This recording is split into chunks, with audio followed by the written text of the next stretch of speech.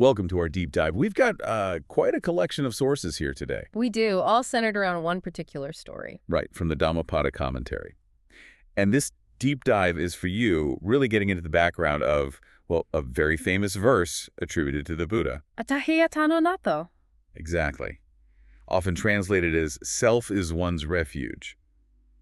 We're setting the scene back in Jetavana. And it's a verse, you hear it quoted a lot, almost like a standalone maxim. Yeah, like a philosophical soundbite. But when you actually dig into the sources, like we're doing, you find this incredibly moving human story behind it. Absolutely. It involves, well, a mother, her son, some really tough circumstances. And it really forces you to think about what refuge actually means. It's surprisingly complex. Okay, so let's unpack this. What's the story that gives this teaching its real weight? Well, it starts in Rajagaha with the daughter of a wealthy family. Okay. And the sources say right from a young age, she had this really strong pull towards ordaining as a nun. Just felt the calling early on. Yes, deeply. She kept asking her parents, apparently, again and again. They refused, consistently, wouldn't allow it. That's an immediate hurdle. That kind of sets a theme, doesn't it? Aspiration meeting obstacles. It really does. So, life goes on. She eventually marries, becomes a devoted wife, fulfills that role. But that initial desire didn't just vanish. No, it seems it never really faded. And eventually, over time, she managed to convince her husband. So he was supportive in the end. Yes, thankfully. He agreed to her wish to ordain. That persistence is quite something, holding on to that goal for so long. It is. But here's where things get complicated. The sources are clear that sometime after marrying, she became pregnant. Okay. But, and this is crucial, she didn't realize it at first. She was unaware. Right, which is absolutely central to the drama that follows. Because she's pregnant, but doesn't know it, when she finally gets her husband's okay to ordain. Exactly. So her husband takes her to a nunnery for the ordination. Finally achieving her lifelong wish. But there's another twist. He unknowingly takes her to a nunnery linked with a Devadatta. Oh, Devadatta's faction. The one that was often at odds with the Buddha. Precisely. So she gets ordained there under that banner without realizing the implications. Wow. So she enters monastic life, but sort of in the wrong camp, setting things up for conflict. And that conflict arrives pretty quickly. After she's ordained, the other nuns in Devadatta's nunnery, they notice her condition. Her pregnancy becomes obvious. And they immediately questioned her. Yes, they start questioning her purity, implying she must have broken her vows after ordaining. Oh, dear. Our sources mention she insists she didn't know about the pregnancy initially, but stresses her conduct was pure, without sickness, as the text says, since she took the vows. So her integrity is challenged purely based on appearance. What happens next? Well, the nuns are concerned, maybe a bit scandalized, and they take the issue straight to Devadatta. In knowing Devadatta's portrayal in the texts, how does he react? Predictably, perhaps. He's primarily concerned about the reputation of his faction's nuns. Right. Appearance over truth. Seems so. He doesn't really investigate. His order is immediate. Disrobe her. Just get rid of the problem. That feels very much like the impulsive, ego-driven Devadatta we often read about. It does. But the nun, she shows incredible strength again. She refuses, flat out refuses Devadatta's order. Really? She stands up to him. Yes, she pleads, don't ruin me with this false accusation. She makes it clear she didn't ordain for him. She ordained for the path itself. And she demands to be taken to the Buddha at Jetavana. She knows where true justice and wisdom reside. Exactly. She appeals to the highest authority. So the nuns agree and take her to Jetavana, to the Buddha. And the Buddha. The Buddha, the sources say, already knows the truth through his own insight that the pregnancy started before her ordination. But he doesn't just declare it. No, he sees the need for a public resolution to clear her name completely and without any doubt. Makes sense. Needs to be official.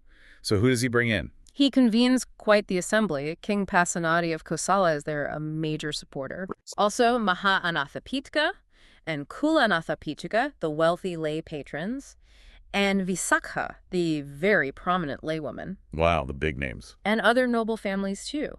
It's a serious gathering of key figures, both monastic and lay. A truly authoritative group to witness this. The Buddha then assigns the investigation to Upalithera. Ah, the foremost expert in Vinaya. the monastic discipline. Exactly. Upali is tasked with handling it properly in front of everyone: monks, nuns, laymen, laywomen, the full fourfold assembly. And Upali makes a practical decision for the more delicate part. He does.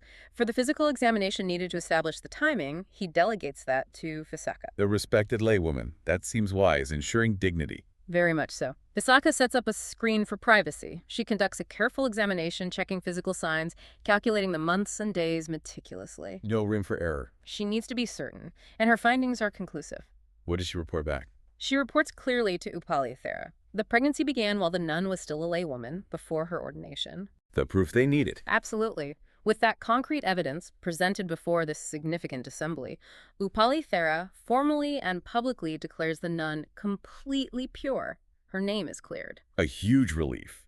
Her reputation, which Devadatta nearly destroyed, is restored through a proper, fair process guided by the Buddha. Vindicated completely. So her name's cleared. And sometime later, she gives birth to a son. Yes, and the sources add an interesting detail. They describe him as having great power. Intriguing. What does that imply? It's not fully elaborated, but it suggests significance. We also learn this birth fulfills a wish, an aspiration she made lifetimes ago at the feet of a previous Buddha, Padumuttara. Wow, so there's a deep karmic link between mother and son going way back. Exactly, adds another layer to their connection. Okay, so the son is born in the nunnery. Then what happens? Well, one day, King Pasenadi is passing near the nunnery and hears a baby crying. He hears the child. Yes, he asks about it, and he's told that's the son born to the nun whose name was cleared. Ah, so the story of her vindication was known. It seems so. And the king, perhaps moved by her story or sensing something special about the child, makes a remarkable decision. What does he do? He decides to take the child into his care. He brings the boy to the royal palace. To the palace. Raised as royalty. Essentially, yes. He assigns wet nurses, provides for him. On the naming day, he's named Kassapa. But because he's raised like a young prince, a Kumara... He becomes known as Kumārakassapa. Exactly. Kumārakassapa grows up in the lap of luxury, presumably unaware of his mother's actual life as a nun. Until. There's always an until in these stories. Right? Until he's playing with other children, maybe other young nobles, and they start teasing him. What do they say? They call him parentless or the son of no one. You know how cruel kids can be. Ouch. That must have hit hard. Deeply becomes the trigger. He goes straight to the king. And asks him directly. Yes. Father, please tell me, who is my mother? How does the king handle that? Well, initially he tries to deflect. He points to the wet nurses, saying, these are your mothers, trying to protect him perhaps. But the boy doesn't buy it. No. Kumārakassapa insists. He knows he must have one birth mother. He presses the king. Who is she? He senses there's more to the story. He does. And the king realizes he can't shield him anymore. He tells him the truth. What does he say? My son, your mother is actually a nun. I brought you here myself from the nunnery. Wow. How does Kumārakassapa react to that revelation? It's immediate and incredibly powerful. The sources say that the moment he hears this, he feels this intense sense of spiritual urgency, like everything clicks into place. Learning his true origins sparks a spiritual impulse. Instantly, right then and there, he asks the king, Father, please let me ordain. Just like that. From prince to wanting monkhood. Just like that. And the king, being a supporter of the Buddha, and probably recognizing the unique circumstances of this boy's birth and life. He agrees. He consents. And he arranges for Kumārakassapa to be ordained with great honor by the Buddha himself. So he enters the Sangha, becomes Kumārakassapatthera. Yes. A very dramatic shift from palace life to monastic discipline, all sparked by discovering his mother's identity. So Kumārakassapatthera, now ordained, he gets a meditation subject to practice from the Buddha. Right, a specific focus for his spiritual efforts. And he goes off into the forest to, strive earnestly. As monks often did, seeking seclusion for intensive practice. But the sources say it doesn't quite click for him initially. He doesn't achieve any major breakthroughs. That's right. Progress isn't always linear, even for someone with his background. Sometimes you hit a plateau or need further clarification. So she decides he needs more guidance. Exactly. He thinks, okay, I should go back to the Buddha, refine my meditation subject. So he heads back and stays nearby in the Devadatta forest. And that's when something quite unusual happens, something connecting to his past. Very unusual. And yes, a connection from a really distant past life. comes into play. What happened? The sources describe a being appearing to him. This being was once a monk during the time of Kassapa Buddha, that's a previous Buddha, long before Buddha Gautama. Okay, from a past Buddha era. And this former monk had actually practiced with Kumārakassapa in that ancient lifetime. Wow. They knew each other way back then. Apparently so. And this former colleague had reached a very high spiritual state, non-returner. Meaning he wouldn't be reborn in the human world again. Correct. He was reborn in the Brahma world, a high heavenly realm. And from there, he descends specifically to visit Kumārakassapatthera in the Antavana forest. A being from a higher realm from eons ago coming to see him. That's extraordinary. It really is. And he doesn't just show up for a chat. He asks Kumārakassapa 15 very profound questions. 15 questions. Presumably deep Dhamma questions. Yes, complex points likely beyond Kumarakassapa's current level of realization. And then, does the Brahma answer them? No, he tells Kumarakassapa something significant. He says that only the fully enlightened Buddha possesses the complete wisdom to truly answer these questions. So even this highly attained being points to the Buddha as the ultimate authority. Exactly. He instructs Kumarakassapa, go to the Buddha. Learn the meaning of these questions from him. It highlights the unique status of the Buddha's wisdom. It does. So Kumarakassapa follows the instruction. He goes to the Buddha, presents these 15 questions. And the Buddha answers them. The Buddha explains them fully, providing the precise clarity Kumarakassapa needed. And the result? The sources state that right at the end of the Buddha's explanation, Kumarakassapatthera attains arahantship, full liberation, enlightenment. Wow. So that intervention by the Brahma directing him back to the Buddha was the key catalyst he needed. It seems so. The right questions, the perfect answers from the ultimate source, combined with his own readiness and past merit, it all came together. An amazing path to enlightenment. Mm-hmm. But while all this is happening with the son, what about his mother, the nun? Ah, yes. The narrative brings us back to her, and it's quite heartbreaking, actually. What do the sources say? They give this really poignant detail. Ever since the day her son, Kumārakassapa, left the palace to ordain, she had been weeping for 12 years. 12 years of grief. 12 long years, deeply suffering from the pain of being separated from him again, the child she'd fought so hard for.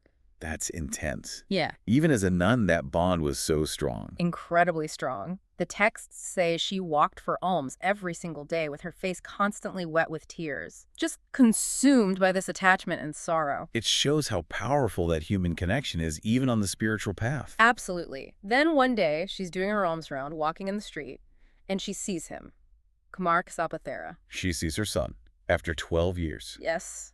The moment of reunion. How does she react? The description is incredibly vivid, almost raw. She cries out, "Son, son," and just runs towards him. Oh, my goodness. She stumbles, falls down, but scrambles back up. And the text specifically mentions milk flowing from her breasts, this visceral maternal reaction. She reaches him, grabs onto him. Just pure, overwhelming emotion and attachment pouring out. Completely. And then the focus shifts to Kumarakassapatthera's perspective in that instant. What's he thinking? He's an arhat now. Right. He understands the depth of her attachment, this craving that's causing her so much suffering. And he realizes, with his enlightened insight, that if he responds with warmth, with sweet words, It would actually harm her. yes, it would reinforce the very attachment, the very bond that's been the source of her misery for 12 years and is blocking her own spiritual progress. He sees the attachment itself as the problem she needs to overcome. Precisely. So he makes what seems like an incredibly harsh decision, but it comes from wisdom, not cruelty. He thinks, I have to speak harshly to her. What does he say? He looks at her in the midst of her tears and desperation and says, "What are you doing, wandering about entangled like this? Can you not even cut off affection?" Wow. That's direct, almost brutal from her perspective. Incredibly jarring for her. She's stunned. The sources say she thinks, oh, how harsh his words are. And she asks him, "What are you saying, my son?" She can't believe it. After all this time, this is the reunion. Exactly. And he repeats the harsh words. He doesn't soften. And what happens within her then? Something snaps, or rather clarifies. She has this sudden, profound internal shift. She thinks, essentially, for 12 years I've wept endlessly for him, suffered so much because of my love for him, but his heart is hard towards me now. What is this attachment really worth? What is he to me ultimately on my path? In that moment of shock and pain, the suffering caused by the attachment becomes utterly clear. The harshness acts like a catalyst, blindingly clear. The perceived rejection forces her to confront the root of her suffering, the attachment itself. And the text says dramatically that very day, in that moment of realization, Yes. she cuts off the affection, lets go of the attachment to her son completely, and attains arahantship herself. Wow, just like that. 12 years of tears resolved in an instant of letting go. Triggered by that radical act of non-attachment from her son. It's an incredibly powerful, almost shocking illustration of the core teaching. Attachment is suffering, letting go is liberation. That's an unforgettable story. So later on. Later, yes, back in the assembly hall, the monks are discussing all this. You can imagine it was quite the topic. I bet. What were they saying?